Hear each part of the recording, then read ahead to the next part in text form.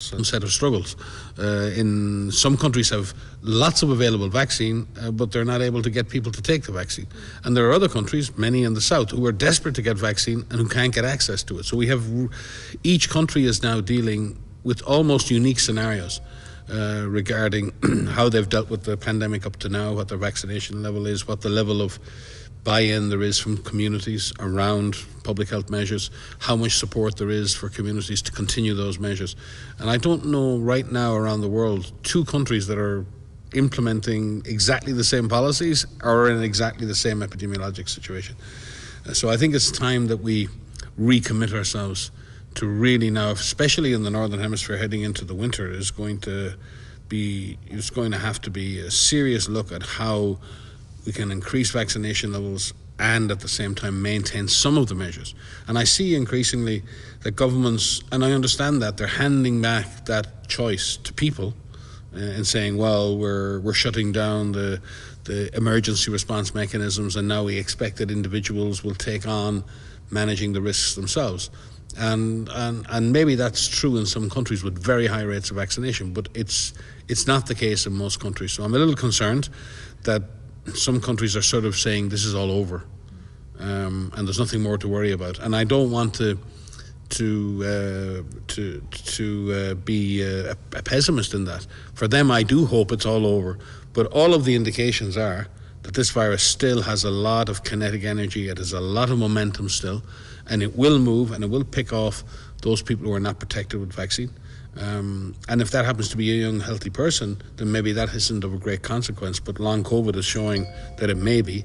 But also that will tend to potentially produce virus that may reinfect people who are not protected, particularly those with immunologic suppression or with who are very elderly, or people who haven't been exposed at all yet or haven't been vaccinated could be infected. So I'm really pleased that we're seeing increased vaccine rollout and increased vaccine uptake, but I'm really concerned that it's still very, very inequitous. And we're still seeing doctors and nurses going to work today around the world in COVID wards who have not got vaccinated. I mean, that's incredible. That's really incredible. Thank you very much, Mike. Here's already a question from Carrie Boyle Samuelson, watching us on Facebook. What do we know about the treatment, and are we doing enough to develop new treatments, like we are investing in vaccines, as she's saying that early treatment is very important? Well, there's a lot of work going on therapeutics.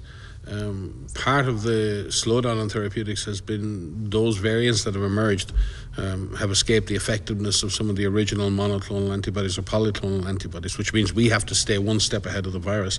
And that's why doing variant surveillance and keeping an eye on the genetic diversity of the virus is so important, because some of these therapies are very, very specifically designed for a specific strain of the virus, and therefore we have to be very much ahead. Now we are seeing new second generation monoclonal and polyclonal antibodies coming on stream that will deal with variant strains, but they're expensive and they're not very available. We are seeing, for example, dexamethasone and IL-6 inhibitors, which modify the immune response, being used. Dexamethasone is used widely, but IL-6 inhibitors are expensive. They provide an additional benefit, but they're, again, no more than with the vaccines. There are a very small number of producers, and most of those doses have been sold to the wealthy countries. And we're struggling to access doses of IL-6 inhibitors. I believe, Maria, and that's another inequity. Okay, it's not as glaring and it's not as obvious and it's not as public as the vaccine one, but once again we repeat the same inequities. It doesn't matter at the large scale or at the small scale. The developed world and the industrialized world just doesn't seem to get it. It really doesn't. It talks, the rhetoric is fine, it's all about sharing, it's all about fairness, but in reality, when push comes to shove and these products are available, they are hoarded in countries and they're not shared. Dr. Tedros has said this again and again and again, and maybe if we keep saying it often enough, that we'll eventually come around to understanding that that's the reality. And there's a huge gap between the rhetoric and the reality right now, and that's the same for therapeutics. There is a lot of work going on as well, upstream research on small molecules and other stuff. to try and develop longer term therapies, antivirals, and there is some hopeful news and there are some interesting products there, but none of them are even close to being at the level of being able to be deployed or used at population level, and there's some interesting and exciting clinical trials underway at the moment, and we hope that will lead to cheap and effective therapies, and that is certainly one of the big targets. But again, the barriers there are to ensure that whatever therapies we develop are safe, they're effective, and more importantly, available to those who need them. And we seem to be doing well on developing the countermeasures safe and effective. We seem to be failing on the fairness bit every time. So if we do, and I hope we do, Maria may speak to that, come up with newer therapies, and I mean we in the royal we, WHO in itself is not doing this research. This is done by many academic institutes, scientific research institute, public and private sector organizations all over the world. There's a huge push on this, and that's been funded by many different funding partners, WHO, I think the Wellcome Trust, the Bill and Melinda Gates Foundation, and many others. The Glopidar grouping, which is a grouping of donors that specifically focus on funding upstream research. They've been very active in funding this research. I know the NIH and others in the US have been funding that. So there's a tremendous investment going into this, and it's public money or it's philanthropic money going into driving these innovations. We're not there yet. We don't have cheap, effective antivirals available. Dexamethasone is not an antiviral. It's an anti-inflammatory, and it does save lives. But we don't have the equivalent drug that kills the virus. And that's what we're missing. And we're missing the same in many other viral diseases. The monoclonal and polyclonal antibodies provide great hope, but they're harder to use when the virus is evolving so quickly, which means that's why we still have to focus on keeping transmission down and stopping the variants emerging, because it's that emergence of variants that reduces the impact of our therapeutics. Can I just also comment on that? So the inequity and the lack of access, it's the vaccines, it's the therapeutics, it's also the diagnostics, it's also the PPE. We're seeing over and over and over again, it is hoarding. It is the hoarding of these materials. We saw it in the beginning of the pandemic with PPE. But this is not just unfair, it's not just immoral, it's prolonging the pandemic. And it is resulting in people dying. And I think we need to be blunt. I think we need to be very clear that this is prolonging the pandemic. We have tools. We have enough vaccine around the world. If we had used the vaccine doses that were available differently, we would be in a very different situation right now globally. But it's the same thing with PPE. It's the same thing with the therapeutics. And we all need to be held accountable for this. Those who are manufacturing, those who are selling, those who are buying, everyone has a role to play. You hear me say everyone has a role to play, and I usually mean it at an individual level about what you can do to keep yourself safe. But this also applies across products. And it's not just sending something, to a country. It's the use of that, getting that, the vaccine into someone's arm. It's using that test appropriately, having that test come back with results quicker so that it can actually link to public health action. It's prolonging the pandemic. And the sharing of these doses is not charity.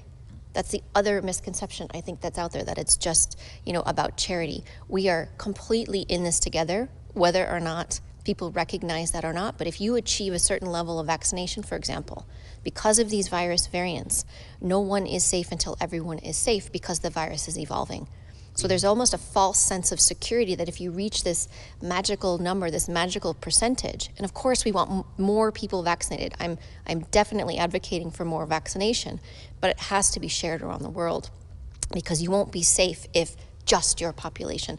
Just look around, we're in the summer in the Northern Hemisphere. You just look around at how people are traveling. This will have an impact in the next weeks. It's already having an impact on transmission. Our actions, whether we're talking about products, whether we're talking about wearing a mask, have consequences. So these are things that we need to address in trying to end this pandemic. And the sharing of this, the development of these products is part of that. And just one point I forgot to mention now, Anna Maria and others Yeah. will kill me if I don't. A lot of the work on therapeutics too, it's really, really important, because we've heard lots of anecdotes over the last 2 years about this drug works and that drug works, and people making observations, sometimes very rational observations, small trials that have interesting results. We really do need to focus on doing large-scale, multi-centered clinical trials, and there are lots of good examples of that around the world. The platform WHO has developed is called the Solidarity Platform. We've did the first phase of that. Now we've started the Solidarity Plus trials with 3 new drugs in it. That's the way for us to get results quickly, where we do multiple trials, well controlled across a range of countries with everyone participating in the process, which allows us to get the quickest results in terms of getting good data to show whether a drug is effective or not. And you've seen, I think everyone out there will have noticed during the pandemic, how many controversies have we had because someone says this drug works, this drug, and in the end, when you do a large-scale trial, what's shown is those drugs are not effective one way or the other, and we can't prove how effective they are. So it's not just in developing the therapeutics we need to do, but we need to be much better at doing these, multi-country trials where we work together in solidarity to share the data so we can quickly get results. This isn't a competition, and sometimes this is seen as competition between the developed world and the developing world. And in a crisis like this, we can't afford to destructively compete on who has the best trial or who has the best study. We need to bring all of that data together, and that's WHO's role, and the role of the R&D blueprint for epidemics, which we've been running now for a number of years, is to create that sort of community of practice around the world who work together to define what the priorities are for research, to design the platforms that we need, and then to work together. We're doing that with vaccines now as well, with the Solidarity vaccine trials. So that's where I think WHO has its added value in not doing the actual research. We don't go out there and actually physically do this research. What we do is create this level playing field, this sort of, and democratize and allow everyone to contribute what they're doing and standardize that and make that available to everyone. So you working in one country can trust the data from another country because you know it's been collected in a very specific way. So I think it's important too, as we look further for new drugs and new therapeutics, that we also focus on how we're going to test them and then how we're going to make sure they're available to everybody. Thank you so much. We have a few questions, follow-up questions on research, but many questions about variants are coming, so I will need to take those as well. Just while we are talking about treatments, here is the first one from a viewer on LinkedIn. Do you recommend monoclonal antibodies to all new cases of COVID-19? I think it depends which ones you're talking about, because there's been different versions of monoclonal, polyclonal antibodies available. I think we're back to this idea of finding the drug that works for that particular variant, because what we've seen is with variants, they escape therapeutic sort of intervention.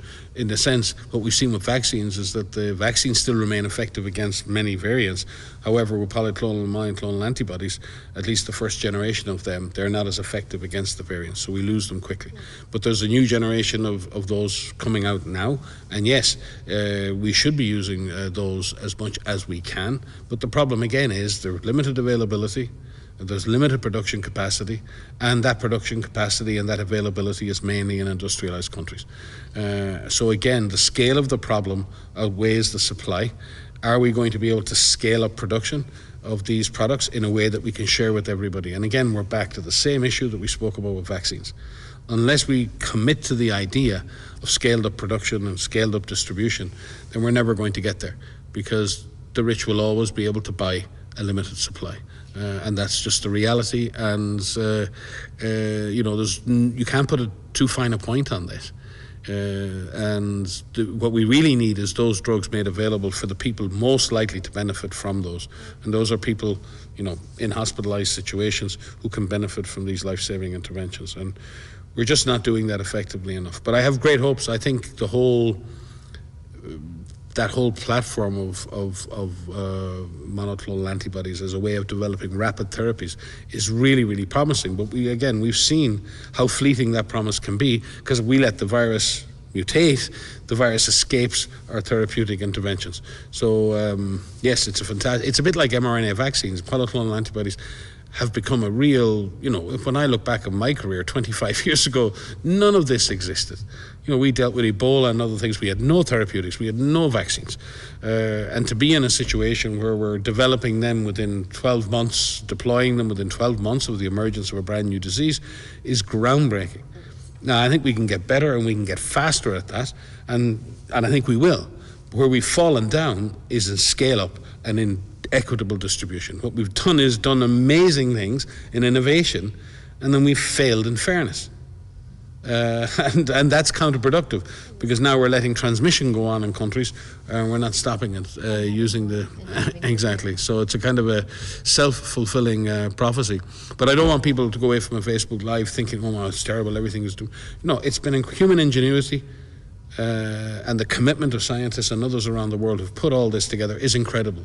We're in a massive phase of human innovation. We see the same thing on the climate front. We're all very unjustifiably concerned by climate change and climate threat, and yet we see some of the solutions that are coming through. And I think we got to bet on human ingenuity, we got to bet on human creativity, but also we need to bet on fairness, human fairness, and the idea that we're willing to share the responsibility to fix things and the response and the products that are needed to fix things. I'm a bit worried because we're not doing it in this pandemic. We simply are not doing it, you know.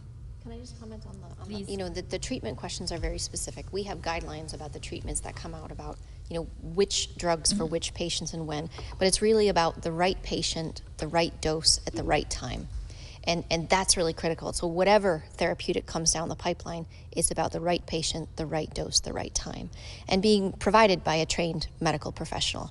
We mentioned earlier that we're seeing a reduction in death in many places, but that's due to a number of factors. The vaccine is one. Those who are lucky enough to have the vaccine and have the full course of the vaccine, of the 1 or 2 doses, we are seeing a reduction in hospitalizations and we're seeing a reduction in deaths. But we're also seeing a reduction because patients are receiving earlier care. They're receiving care by experienced medical professionals because they've had 20 months of dealing with COVID-19, and so they have much more experience with that. And if we get better at, finding cases earlier or even preventing them in the first place, the healthcare system doesn't get overwhelmed. So medical professionals have more time with those patients. So it's the experience and then on top of that, having some therapeutics that are working to save lives. So that combination of factors, we're in a much better position to be able to save more people's lives. It all starts with prevention, but we are at a point now in this pandemic where we can actually take away the severe disease and death. But you have to have access to those tools. We cannot do that without having the access to those tools. And I think, when people say to us, how much longer, what do you expect? You don't get a short answer from us because it's dependent on all of those factors. But right now, we be very clear. We have the tools at hand that can remove severe disease and death. We need to use them. We need to develop more. We need to share them. Thank you, Maria. There are 2 more research-related questions. One is from Keely, watching us also on LinkedIn. For those who have had the new variant, being infected with the new variant, could giving blood help research define antibodies? Yeah, that's how polyclonal, monoclonal antibodies are developed. People donate their blood, and it's how they, literally when you say clonal, what they do is essentially clone the antibodies from your blood. So there are probably very few people who've donated blood in that situation specifically result in huge numbers of people being ultimately treated. But it should be, again, done through the proper process. Yes. And there are, you can look it up online and see which researchers may be looking for donated blood. And it's not pints and pints of blood, don't get me wrong. It's usually a fairly small sample of blood. They won't bleed you dry. But it can be extremely helpful if people step forward. But to do it obviously in response to requests from, usually people doing this kind of research will advertise and will ask for volunteers to do that. And more power to people who are willing to do that. You're really helping research and helping your fellow persons. It's a great question. Yeah. It's a really great question. Thank you. Maria, maybe you can take this one. It's from Lauren, watching us on LinkedIn. What progress has been made in determining why some people who contract COVID get very sick and some people have no symptoms at all? Oh, that's a fantastic question, Lauren, and probably we could speak to you for the next 3 hours about that, but I know we don't have time. We do know that, there are some clear things that we know of individuals who are more at a higher risk of developing severe disease. So people who are of an older age, above the age of 60, above the age of 70, above the age of 80, there's a higher risk of developing severe disease as your age increases. We also know that certain underlying conditions, medical conditions that you have before COVID, puts you at an increased risk of developing severe disease. Things like underlying heart disease or respiratory disease, obesity, diabetes, HIV. These are some factors that would put you at an increased risk of developing severe disease. So we're studying this all the time. I mean, there are certain biomarkers, certain genetic factors, a lot of research in this area that is looking at that. But in general, we know advanced age and medical conditions will put you at an increased risk. Again, which is why it's so important that it starts with prevention as much as we can to prevent getting infected. And you'll see that there are certain recommendations that will be for, if you're older, wear a medical mask as opposed to a fabric mask, for example, or that's why vaccination starts. The priority groups are older age groups, people with underlying conditions, and of course our frontline workers. It's a good question. And we've seen different patterns in previous pandemics. I mean, not all infectious diseases affect all age groups in the same way. So when we see classic winter pneumonia or influenza, it very often badly affects very old persons, but also very, very young persons. We don't see that same impact in SARS-CoV-2 or in COVID-19. We saw in the pandemic of 1919, the very young and the very old affected, where we had this huge peak of mortality in the middle-aged and the kind of healthy young people. And that's what really caused the impact of the 1918-1919 pandemic, was so many young people. Now, the question at that time was asked, is that because they're more affected, or is that because there were so many young men packed into getting ready to go to war, military camps, and they were stressed out and they were poorly nourished and and therefore the virus just managed to have much more impact in that group? I don't think anyone is completely sure. But I think, in terms of how you get sick from a virus, you either get sick from the virus itself or you get sick from your response to the virus. Yeah. And we see this in Ebola, we see it in many emerging diseases. Very often it's not the direct impact of the virus. The virus infects you and you very often get a strong fever and you get all the symptoms. And then there's a second phase. And for most young healthy people, they recover. They don't have that second phase. They might have symptoms for a few weeks, they mightn't feel so good, but they slowly recover. For some other people, for a small group of people, and usually it's people who are elderly, people with underlying conditions, and some younger people, you get this immunologically mediated response. You get an inflammatory response where you start to get inflammation, particularly in the lungs or in the cardiovascular system, which is essentially becomes much worse if you've got underlying hypertensive or tension or cardiac disease or respiratory disease. You can't tolerate that. And what happens is people can't transfer oxygen from their blood, from their lungs into the blood anymore. So it's not the virus, it's your own immune system has gone into overdrive. And it's called an immunologically mediated damage. And I've been very technical here, but that's why things like dexamethasone work, because they reduce the inflammation. They stop that secondary effect. So when we talk about therapeutics, we want something to kill the virus, or we want something to stop the abnormal response to the presence of the virus. And therefore, whether the virus infects you or not depends on the dose that you're exposed to. It depends on the route of exposure. It can depend on so many other factors. But Maria's right. In terms of the outcome and how severely ill you get, the primary things that determine that have been your age and the presence of underlying conditions. We saw that in the long-term care facilities with our older populations, and how tragic it's been all over the world for that. But again, to caution people, that doesn't mean that all infections in younger people are not severe. There are many severe, and we've seen the average age of admission to ICU drop, and we also see long COVID has emerged, and people who are suffering extended long-term symptoms. And I think we're now working towards more well-defined definitions in the coming days, and maybe you could speak to that, because I think it's important that young people don't assume that we've just said it's only old people and young people are in the clear. Yes, in the main, younger people who get this disease get sick or don't get sick and recover completely. But there is a small but significant minority of people who have long-term COVID symptoms, and they need to be studied very carefully so we can find ways to get them out of that over time. Yeah. So there's a lot of work around this post-COVID condition or long COVID. I believe we'll be issuing a case definition next week. I think that's the intended publication of that. But there's a lot of work that we've been doing with partners, with many different specialists, because this post-COVID condition, this long COVID, affects many organs of the body. And we are still, even though we're 20 months into it, and even though we know that this is real, it is real, we're trying to define it. And it's so difficult to define because it has so many different types of symptoms. And essentially, it's after you get over that first acute phase, that acute disease, there's a lot of lingering symptoms. It could be as simple as, not as simple as, it could be as clear as not having any taste or smell for a certain amount of time. It could be what people call brain fog. Some people who are very healthy athletes, running marathons, are having a hard time walking upstairs. There's a lot of different factors. There's cardiac conditions. There's a lot of different factors that we are working with to study. We've been establishing these cohort studies with groups around the world to better understand what it is, so that there's not only recognition, but that there's proper research so that we can develop proper rehab. So this is something that we continue to work on. I know we have a lot of people that are following us on this. This is something we think about and we work on every single day. So please don't lose hope for those of you who are suffering from long COVID.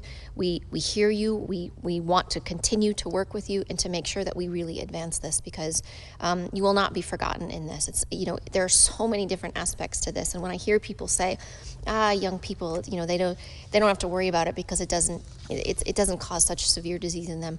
Well, the long COVID and post-COVID condition, we have to think about this. Again, it's about prevention as much as we can. And there's a lot that we can do that we just have to continue to focus on that. Thank you, Maria. Oh, Mike, sorry. No. Okay, I thought maybe you want to add something.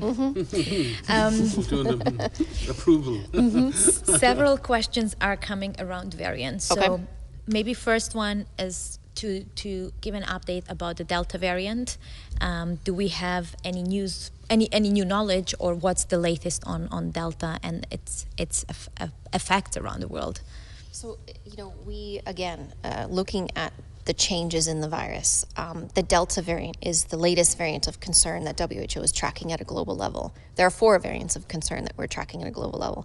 The Delta variant one is predominant. Where Delta takes hold, where this variant takes hold, it really rapidly replaces other viruses that are circulating.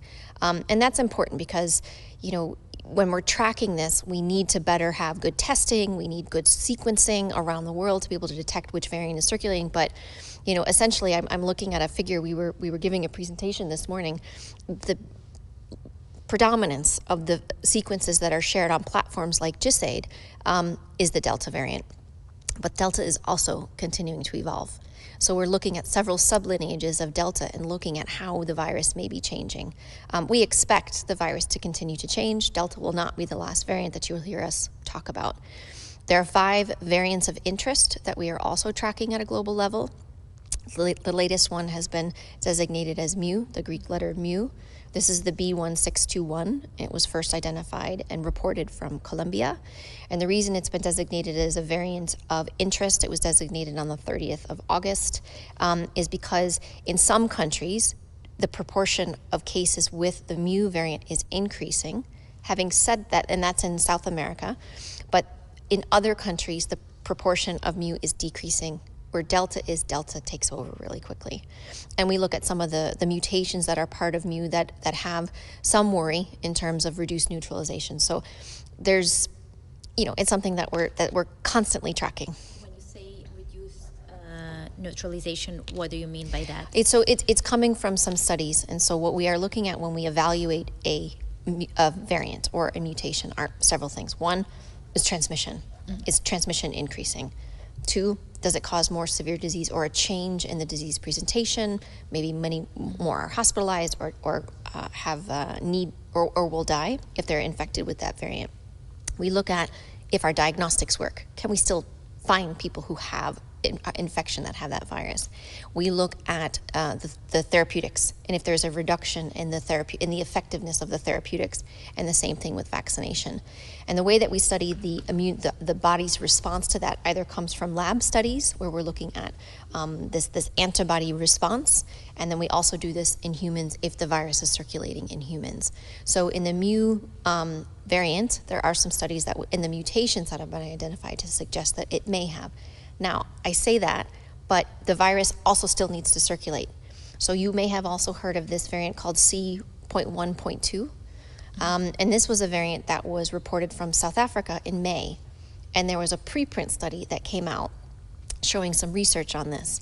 And there were some worrying signs within that research itself. But that virus, that variant, that C.1.2, is not actually circulating. It's not actually taking off. And so we don't only look at what the mutations mean and how they impact transmission, severity, therapeutics, diagnostics, vaccines, but also, is it circulating? And right now, the Delta variant is really predominant. Yeah. Okay, looking into those criteria that you mentioned, and several of our viewers asked, including Laura Michelle from watching us on Facebook, how serious a threat is the mu variant? Well, all of the viruses are a serious threat. And so, as a general public, for the general public, the same concern that you have about any virus that is circulating, it doesn't matter what that variant is. I think the Delta variant for me is the one that's most concerning because of the increased transmissibility. It's doubly transmissible compared to the ancestral strain, which means that it can spread to more people. Our countermeasures still work. The public health and social measures still work, the vaccines still work against severe disease and death, so we have to continue to use those. But from a general public point of view, you should be concerned if the virus is circulating. And right now, the virus is circulating in too many locations, and it's circulating at a high level in too many locations.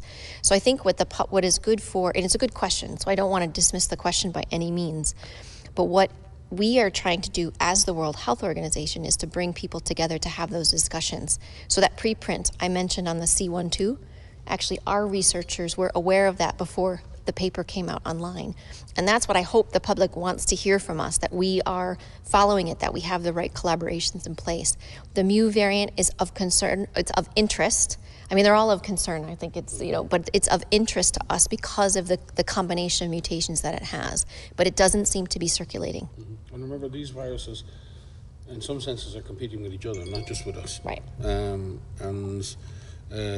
Any virus that emerges has got to be able to compete with the best of class. And at the moment, the best of class in terms of transmission is the Delta variant. So it tends to outcompete other variants.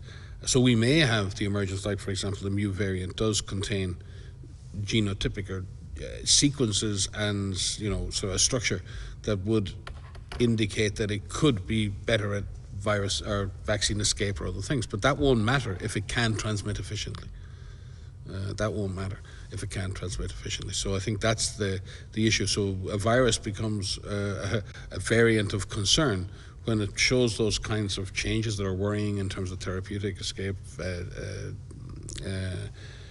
diagnostic escape or vaccine escape, and especially if it also shows signs that it can transmit more efficiently. And that's what Delta variant did, and that's what makes it so concerning or worrying.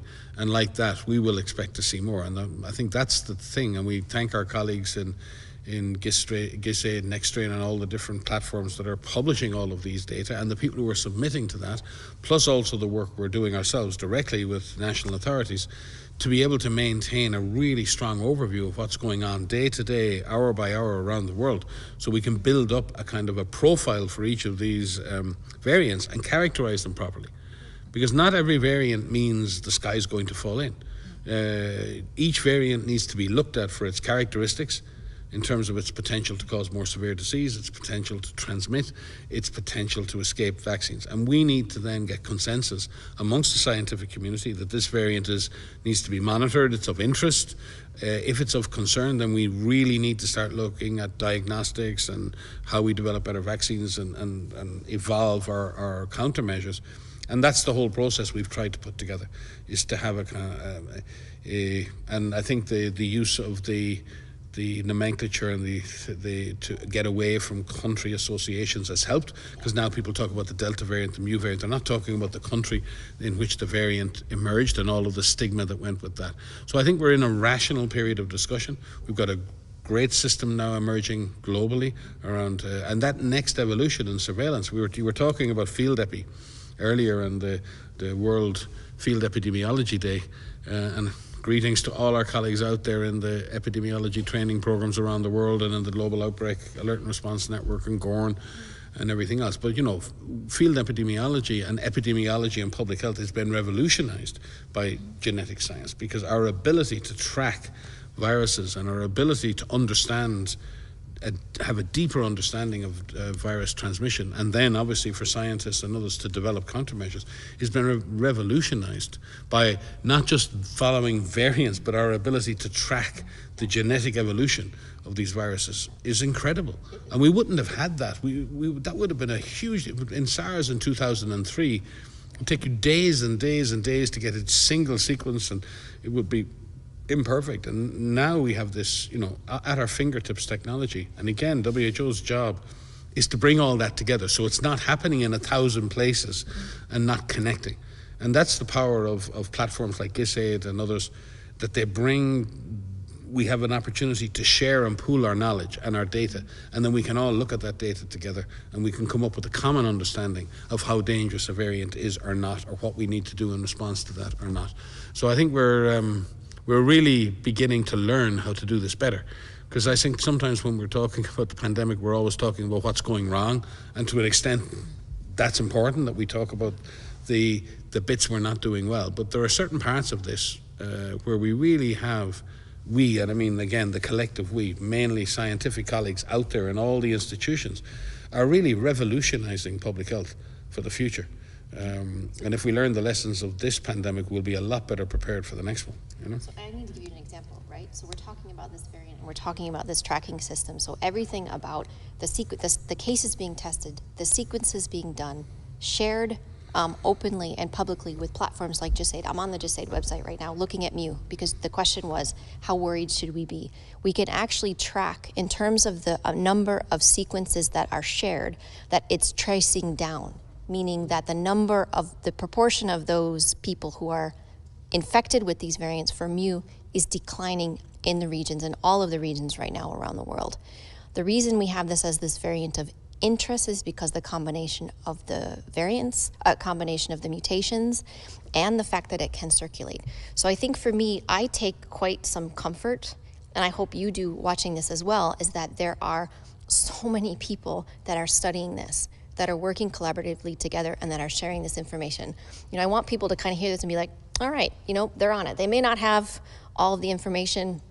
We certainly don't get everything right all the time. We know that, but we have partnerships. We have trusted partnerships in place, and these platforms have been developed, they've been nurtured, and they're being used. And they're being used in real time. So I love that these questions are coming, but I think everybody needs to understand the virus that is circulating, whether it's Delta, whether it's Mu, whether it's whatever the next one may be, you still have control about keeping yourself safe. We have to keep coming back to this. Vaccines are part of the solution. They are not the only part of the solution. I've had several people come up to me recently and say, it would be really nice if we talked more about vaccines and not vaccines alone. And I wonder if they've ever heard me or you speak on this, because it's so critical. And if we have more voices out there about the vaccines and not vaccines alone, I think we can make a little bit of progress on that, because everybody should feel empowered that they have a role to play. Thank you both.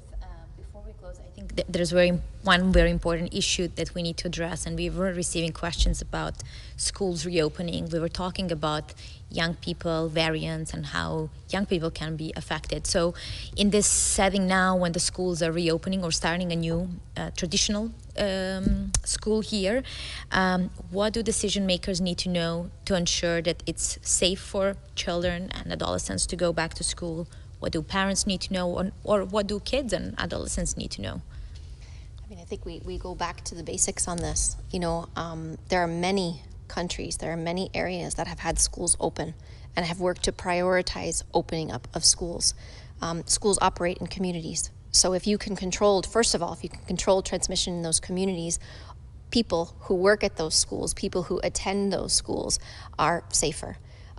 We know that having a plan in place, to be able to do surveillance, to be able to test, if somebody is symptomatic or having some signs, do some contact tracing, having good communication with the kids, with the teachers, with the work staff, with the parents. It's about having provisions in place within those schools about distancing, about wearing of masks, about making sure there's good disinfection and good ventilation. All of that still stands. There isn't anything necessarily new, but it's about making sure that you make the effort for those who are running those schools to make sure that you prioritize to do it as safely as possible.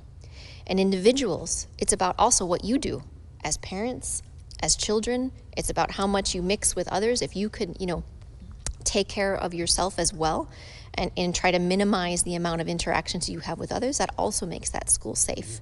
And because parents and children also have a role to play in this as well. But we all recognize the importance of school, keeping schools open, because in many parts of the world schools have not opened at all. And this has had a massive, massive detrimental impact on children and their families around the world. But combination of factors, combination of an approach to get those open. Yeah, I think in situations where you've got reasonable control over the virus, then closing schools should be a last resort. I mean, there's lots of other stuff you can close, and there's lots of other things you can shut down. And there is a huge trade-off here in terms of the value of education for children. And the fact that school is very often a safe space for kids, sometimes the safest space they exist in. Sometimes it's a source of good nutrition. It's not just a place of education. So I think we have to focus on that. And governments need to support schools in making those extra investments, creating the extra space that's needed, having that ability to do the social and physical distancing, having in place the measures to do testing, having in place, plenty available masks if masks are the way to go if they can't do the physical distancing. So, and each school, I suppose, is unique in that. And I've seen some school principals and school boards do remarkable work. Yeah. Very creative. Yeah. Schools are creative places, but teachers and school boards need to be supported in doing that by the state. They need to be facilitated. They can't put barriers up. And I think that in some places, schools have felt sort of they've been left on their own a little. And it is a responsibility of the state to support schools. It's one thing having a policy, it's another thing turning that policy into practice.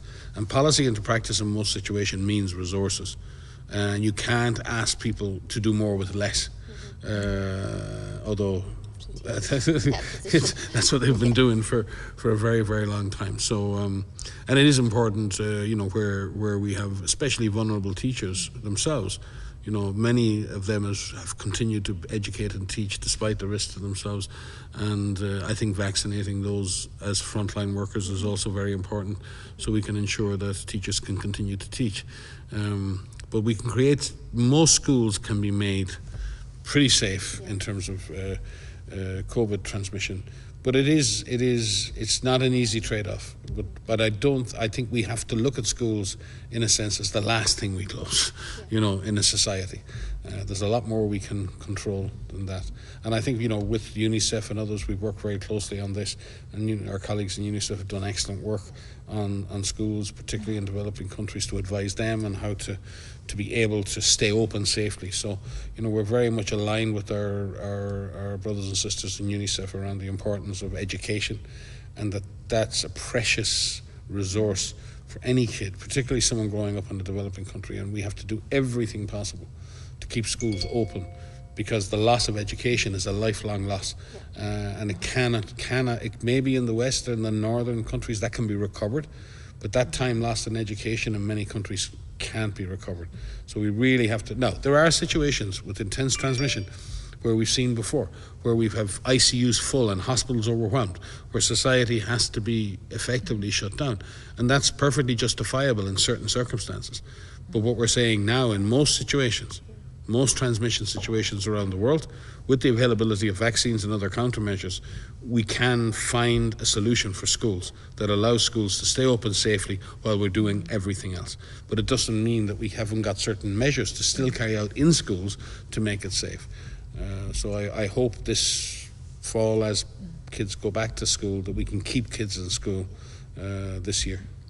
Thank you both. And here is the last question that came from our Twitter viewer at the beginning of the conversation, but I felt maybe this is a good way to close today's session. What is the criteria for calling off the pandemic, and are we close to that point? You wanted to end the session with that one. No, there is no point where you call an end to a pandemic. In effect, if we think about the last pandemic in 2009 of influenza, the predominant strain still transmitting is the virus that caused the pandemic. So I fully expect that this virus will continue to transmit for a very long time. The question is whether it's still causing a public health emergency. And that is determined by how many people it's making severely ill, how many people that virus is killing, and to what extent we've controlled transmission. So from my perspective, if we can continue the rollout of vaccines in a more equitable way, if we can keep control on the variants, and we can get to very high herd immunity levels and good control measures, basically good control measures, then if we can bring the death, as Maria said in the beginning, and the hospitalizations and the tragedy of this pandemic, if we can bring that to an end and we can keep transmission to a very low level, then I consider the pandemic to be over as a public health emergency. But will this virus disappear? No. That's the reality. I think this virus is here to stay with us, and it will evolve like previous influenza pandemic viruses. It will evolve to become one of the other viruses that affects us. That's the natural history of these things. So and I think that's where the discussion, people say, "Oh, we're going to eliminate or eradicate the virus." No, we're not. Very, very, very unlikely. What we can eradicate and what we can eliminate is the death, the hospitalizations, the tragedy and the loss, both social, economic and health loss of this pandemic. And we can emerge in a situation where we're fully in control of the virus, not it in control of us. And I don't think we're there yet, Maria. And I think it's going to take many months to come. But I don't... we do have a committee at WHO, the emergency committee, that declare when a public health emergency of international concern exists. They have met a number of times in the last year and a half, and they continue to say the public health emergency continues to exist. At some point, we hope, in the coming months, they may meet and say, while the virus is not ended, the public health emergency is ended. And from my perspective, that's when we will say that not that it's over, but that the public health emergency is over. And it's not over yet. That emergency may seem over in some countries, but in many countries, the public health emergency associated with this virus is far from over. I mean, not much more to add, but just to emphasize 2 points that Mike just made. I mean, I think we are definitely still in the middle of a pandemic. I know we all want it to be over, and many people are acting like it is over. It is not over. And so everything that you do every day, no matter where you live, whether you're living in an intense transmission area or not, what you do matters. Still working from home if you can, postponing that trip if you can, wearing of a mask, physical distancing, all of that plays a role. Making sure we have good ventilation in the places that we are will not only benefit COVID-19, it will benefit other pathogens and other contaminants and air pollution. I mean, all of that is really critically important. But we missed the opportunity to eliminate. We missed that opportunity early on in this pandemic. We had a chance, and I want to be very clear about this. We had a chance in the beginning of this pandemic. I like not to think of the what ifs too much, because it's a very difficult thing for me to think through. This pandemic did not need to be this bad. This circulation of a respiratory pathogen, a novel respiratory pathogen, in a fully susceptible global population, it would have spread. It would have been very, very difficult to contain, but it didn't need to be this bad. Now the question is, what do we do? How do we use the situation that we are in right now to make that change? It's not too late to turn around, to take the severe disease and death out of this pandemic. We can do that right now. And we just need to come together. Somebody asked me today, if I could have one wish, what would it be? Or if I could have one ask, what would it be? It's dozens and dozens, but one thing I would ask right now is if we could have all global leaders come together with a common goal. We do not have that. WHO has outlined the global plan about what needs to be done. The elements are there. The tools exist. We do not have global leadership by all national leaders to say, this is what needs to be done. Collectively, this is how we are going to end this. So if I had one wish among many, I mean, one wish is that this virus didn't exist in the first place, but that would be my wish. But I think we need to be very clear about what can and cannot be done. We can take the severe disease and death out of this pandemic. We just need to come collectively together and have that common goal. Thank you very much to both of you for your time, and I also want to thank all our viewers for really excellent questions today. The list of countries from where you're from is very long, so I'm not going to list it, but I can confidently say from this that we have viewers from all 6 WHO regions, no matter how late or early hours are for them at the moment. So thank you very much for that. Thank you for all your questions, and thank you for following us and our advice. Until next week, stay safe. Thank you.